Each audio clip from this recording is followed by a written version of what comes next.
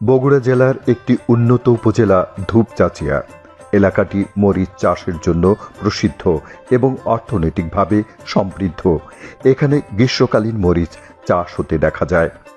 মরিচ একটি মশলাজাতীয় অর্থকরী ফসল, যা ঝাল স্বাদের জন্য তরকারি রান্নায় ব্যাপকভাবে ব্যবহৃত হয়ে থাকে। মরিচের আদি নিবাস আমেরিকা মহাদেশে হলেও বর্তমানে পৃথিবীর সর্বত্র মরিচের চাষ ও ব্যবহার হয়ে থাকে। বাংলাদেশে সারা বছরই প্রচুর মরিচ চাষ ও ব্যবহার হয়ে আসছে।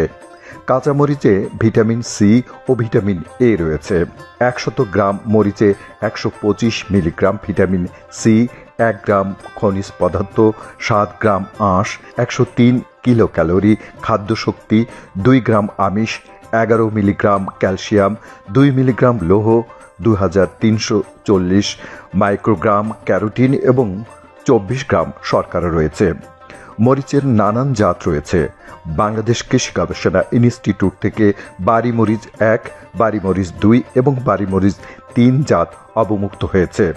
রয়েছে বিনামরিচ 1 ও বিনামরিচ 2। মরিচের স্থানীয় ও হাইব্রিড জাতও রয়েছে। বগুড়া জেলাধীন ধূপচাচিয়া উপজেলার জোয়ালমাটাই গ্রামের 35 থেকে 40 জন কৃষক 15 একর জমিতে গ্রীষ্মকালীন মরিচের আবাদ করেছেন।